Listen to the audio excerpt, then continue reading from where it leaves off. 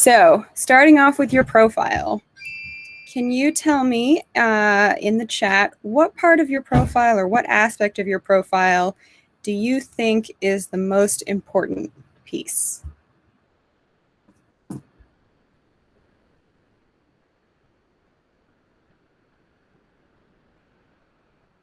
Your experience, your headline, good answers. Photo and bio, nice. The about section, yeah, I've got a couple people saying experience, education. Absolutely. I don't have a solid answer for what is the most important part of your profile. For me, I think what's most important is having all the parts of your profile as filled out as possible. So the way LinkedIn works is it's basically a huge, it's a profile full of keywords, and the keywords are read by both computers and humans. So you never know for sure what random piece of your profile is going to stick out or what keyword is going to bring you up in someone's search. There's this accomplishment section, for example. Let's see if I can make this pointer do what I want. Can someone confirm that they can see the pointer? Awesome, thank you so much. You guys are very active in the chat, and it's great to see the engagement, so thank you. But this accomplishment section is a piece that I discovered fairly early on in my LinkedIn adventure, and I posted an article that I wrote for an internship. And that's, a couple careers ago. I was in the art world. I wrote that article in college, and just a couple, I think 2 years ago, I had someone bring it up in an interview. They said, oh, we were looking at your LinkedIn profile. We saw you wrote this article, and that's what stuck out to them. And it wasn't related to the job I was looking for at that point, because I had moved into a different industry. But you never know what is going to stick out to people and be memorable, not just about your experience and your skills, but also about who you are as a person. And LinkedIn is also an opportunity to describe who you are as a professional. And that's the social media aspect, I think. It's not going to be exactly who you are the way you would on Instagram, for example, because you really want to be showcasing that professional self. But you have opportunities to make your LinkedIn personal and have a bit of personality to it.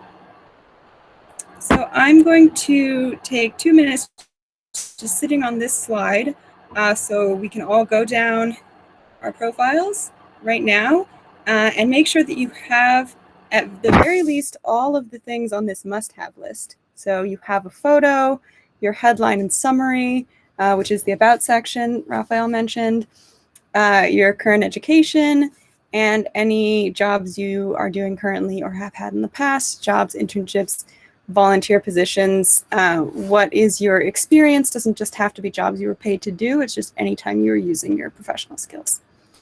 Better yet, if you have some of these other areas, your profile will be that much more complete.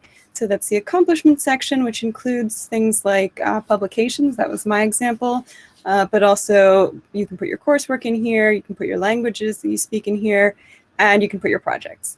And when you are building out your experience in tech and in tech roles, your projects are very important to helping land that first internship or that first job, because they're the best way that you have to show your skill set and also just your creativity and sort of who you are as a developer or as a data scientist or as whatever sort of tech area you're interested in.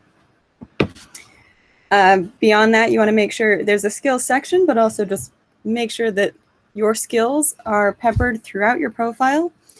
And then the interest section, again, this is an opportunity to show more about who you are as a person. And finally, endorsements and reviews.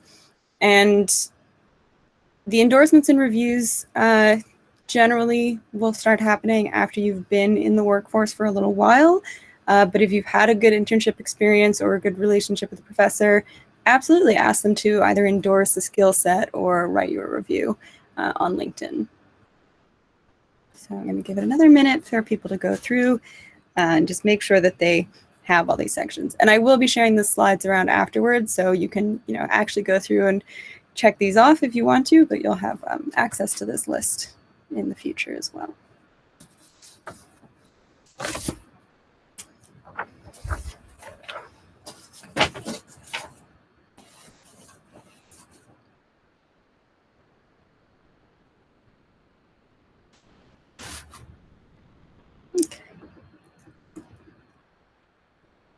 So we're going to look through a quick example of a complete, thorough LinkedIn profile. This is a former CTP student and alum, Chuma, and we're just going to go through that list that I had up before.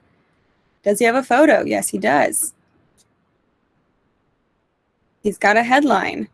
It's short, it's specific, and it really does explain sort of, what he's doing right now. You can add more detail to this. You can add your degree. So, computer science student and he's at City University, he's at Brooklyn College, or you can do the way that Chuma has it here. He's got a summary. They don't have to be this long, but the things you want to make sure you're catching in your summary are your skills and professional background. So sort of what you're doing right now. He's a senior in Brooklyn College. He has experience using Spring Boot and Angular, which are technologies.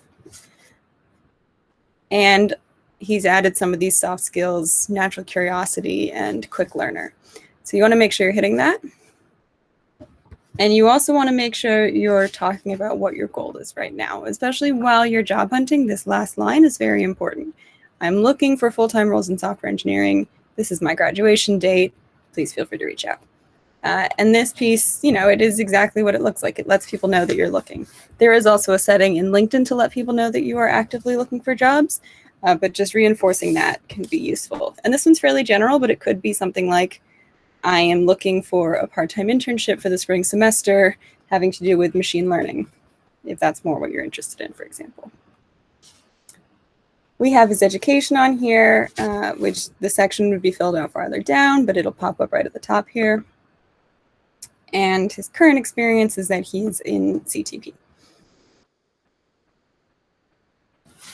Does anyone have any notes, things that they think look good on Chuma's LinkedIn profile, things he could add? Go ahead and drop them in the chat.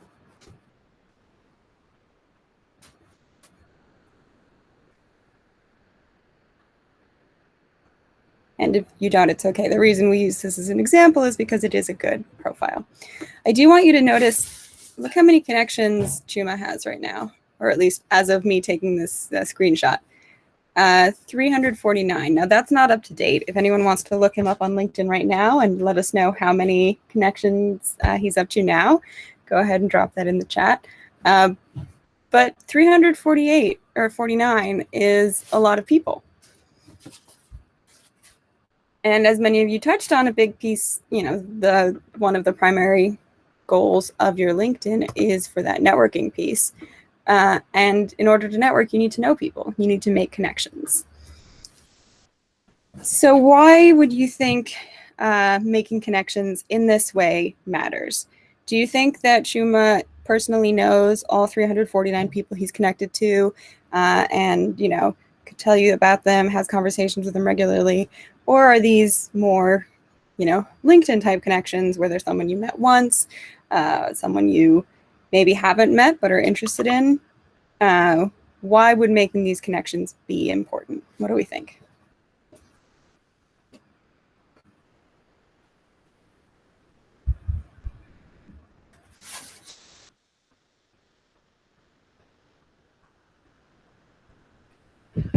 Any ideas? Continue to grow your network, absolutely.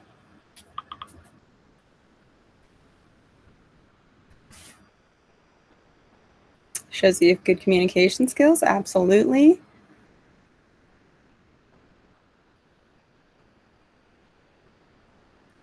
Now, if you're in this session today, I'm going to assume that you have an interest in tech potentially as your future career. And LinkedIn is an application, right?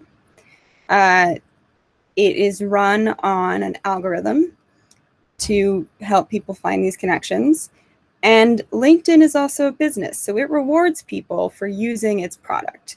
And what that looks like is the more connections you have, the more LinkedIn is going to showcase your profile. You'll come up higher on search results, things like that. So there's this very sort of cold and personal business reason why it makes sense to have a lot of LinkedIn connections.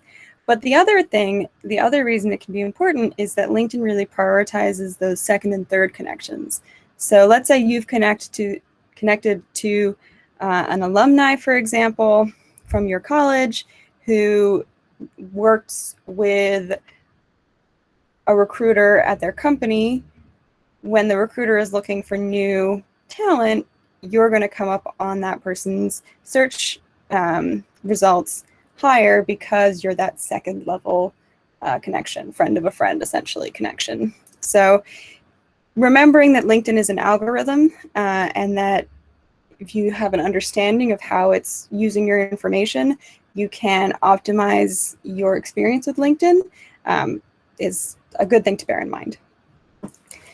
On a more personal connection or personal level, but just a more human level, I find it very handy to connect with absolutely everyone I meet. I used to have a job where I had a lot of clients. I met a lot of different people, a lot of different companies. I'd have a one-day seminar with them and then never see them again. And I'm not great with names, so I would then immediately forget their name. And now I'm in this position where I might be looking to connect a student of mine to a company to refer them to a position that's available there. And I know someone at this company, but I don't remember who they are. I can go into my LinkedIn and search for the name of that company, and it'll bring up everyone I know who works there. And that can be a great way to store your internal Rolodex of contacts for when you need them. So again, you don't have to be in constant connection with every single one of your LinkedIn contacts. It's perfectly normal to connect with someone and then not talk to them for a couple years and then send a very nice message to reconnect if there's some professional reason why that connection would be relevant. So how do we actually make these connections? Who do we reach out to? Well, I would recommend you start with people you know. So these are your peers, these are your professors, these are family members. You don't necessarily have to connect with all your family members. I have a big family. I'm only connected with people who I think will be important and relevant to my professional life on LinkedIn. The other ones I connect to on Facebook. So that's a good place to start. People you know, people you've worked with in internships, people you've taken classes with, etc. You then want to look for people you would like to know. So these are alumni from your college who are now in a job that you're interested in, or recruiters at a company that you're really excited about. And when you've gone through and you've exhausted that, you also can join groups. And this just opens you up to the opportunity to meet anyone. You don't necessarily know who you're going to run into in a group, but that could be the connection that makes a difference. So groups can be things like your alumni association. I'm part of a group in my neighborhood that does neighborhood cleanup, because you never know who in your neighborhood cleanup group is going to be relevant to a project you're working on, something like that. So this is kind of the three sort of stages of connections that I would recommend starting with: people you know, people you would like to know, and then just opening yourself up to the opportunity to meet people who might be relevant and interesting people for you to know. Every time you connect to someone, you want to add a note. If it's someone you know, like a professor, your note can be reminding them what class you took, or if you had a really great conversation with someone at an event, you can remind them of that. And if it's someone you don't know, your goal is to send a message that gives them a reason to not ignore you. When you're active on LinkedIn, you get a lot of requests. And if it's someone you don't know, you want to make sure that you're catching their attention. I've been a career coach, for example, for about a year. And as soon as my title on LinkedIn changed from being senior analyst to career coach, I suddenly got tons of messages from for-profit career coaches with big, long paragraphs of information about why I should join their group, which I have mostly ignored because I that's not the kind of career coaching that I do. So they were trying to make sure I didn't ignore them. It ended up not working for them because what they're selling essentially wasn't relevant to me. But you want to make sure you've made some sort of connection. So I like the example that we have up here. It explains sort of who this person is very briefly. It explains an interest. You know, for the last year, I've been following such and such company, and I've been really impressed. I'd love to connect with you and learn about what skills are relevant to you in this profession that potentially I'm interested in. And what I like about this note is it's not, hey, can I have a job? You know, it's a little more thoughtful. It shows that this person has done some research. It shows that this person has an investment in this company. They're interested in the work this company is doing, and they want to be able to present themselves as a good candidate. So they want to know what skills are most relevant. And that's the kind of note someone might actually respond to. So there's a take-home activity on here. When you have some time, practice sending connection requests. And again, start easy. Start with someone you know. You can look for someone in the Career Center. I know Tay and Karen are on here. You can find an alum from your college or a classmate. And make sure you add a note. So if you were to connect to Karen after this message, you would, send a message saying, thank you for setting up this event. I really learned a lot, and I was hoping to connect with you. Something along those lines. Recruiters. So who are recruiters? Quickly in the chat, somebody explain, what does a recruiter do? Who do they work for?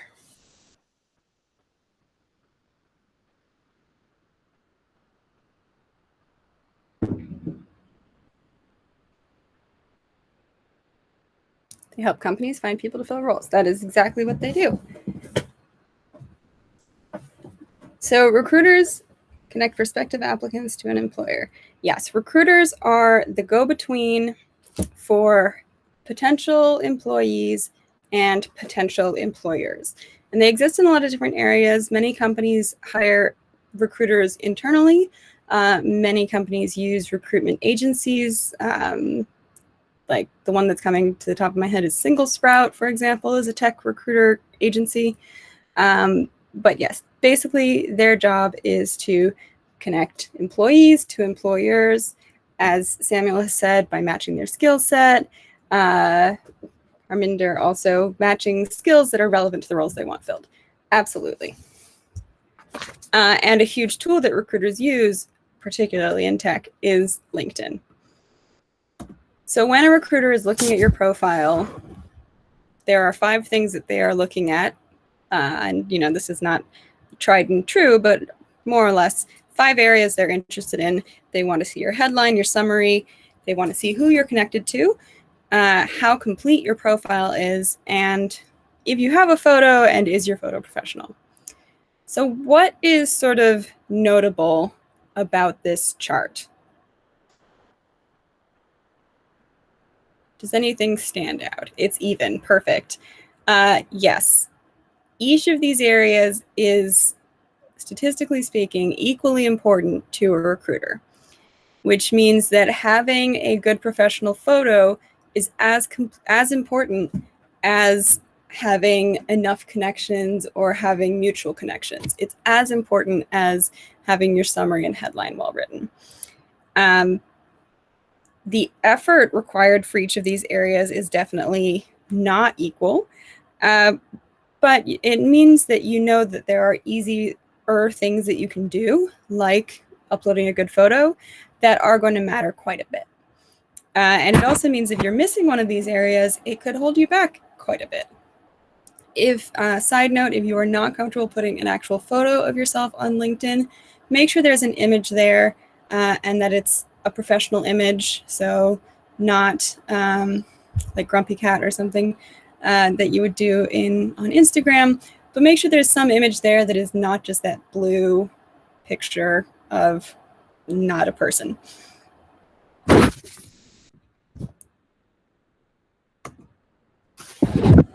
So So when it comes to actually connecting with recruiters, there are, of course, recruiters will reach out to you.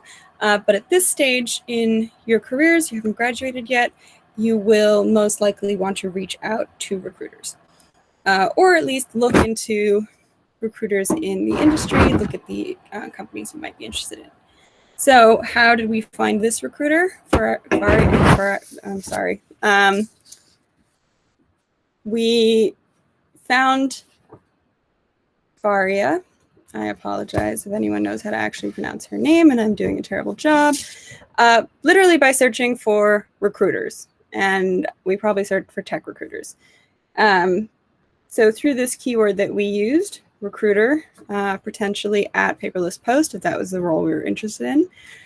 Potentially we were looking for a recruiter who went to the same college as we did. That's not the college I went to, but that could be something that you were looking for. And we want to connect with them. We are really excited about Paperless Post. We have been using it since they began. We sent the invitation to our 14th birthday party via Paperless Post, whatever it was. We want to work there. So we found a keyword to find the person, recruiter Paperless Post. We're going to hit the connect button, and we are going to add a note. And we talked about why this was important. LinkedIn members are more likely to accept invitations that include a personal note. That is not content that we came up with. That is literally what LinkedIn tells you every time you connect, that LinkedIn members are more likely to accept invitations that include a note. And there's two reasons for this. There's the one that we've already talked about, give them a reason to not ignore you. And the other is, at least in my experience, the notification that I have a message, I notice more than the notification that I have a connection request. So if I have a message, I am just literally more likely to see that someone tried to connect with me. So bear that in mind. The other scenario is one in which a recruiter has contacted you and they've reached out to you on LinkedIn, which is fantastic. The first thing you want to do is pat yourself on the back for having such an excellent keyword-friendly, algorithm-optimized LinkedIn profile. And then you want to do a couple other things. Make sure that they are real and that they're from a reputable company. There are so many LinkedIn scams, and it really is a shame. But usually if you Google the name of whatever company they claim to work at and then the word scam, you'll find it pretty quickly if it is one. The other thing to do is to check that the company they work for has an address and that the address is a real place. I had a recruiter reach out to me who turned out to be fake, and I looked up the address and it was a parking lot. So if the address is a parking lot, it's probably not a reputable recruiting agency. Check out the company's website, respond. Not my finest moment of LinkedIn searching spam. Show your enthusiasm, respond. When it comes to early in your career, you don't want to be turning people away, right? So even if it's not a company you've thought about necessarily, or they say in their note that they're looking to fill a role that you're not interested in, don't ignore this recruiter. Make that connection. You never know, there might be something else that they could be recruiting for. They could be recruiting for something down the line. They could have just misunderstood kind of what you were looking for. And you can explain, actually, I'm more interested in this area. Is there anything like that? You never know what can come of this relationship. It's possible that this relationship will be 2 or 3 messages back and forth and then nothing, but it might be what gets you a job. You can never really know. So do respond to recruiters and respond with enthusiasm, more information about yourself. Even though, yes, the information should already be on your LinkedIn, there's a good chance that they looked at your profile picture and your headline and were like 40%, all right, and kept going. So give them a little more information. And then if you are sure that they are a real person and not a bot or a scammer, you can give them your email address in the messages. And that's kind of how you respond to recruiters.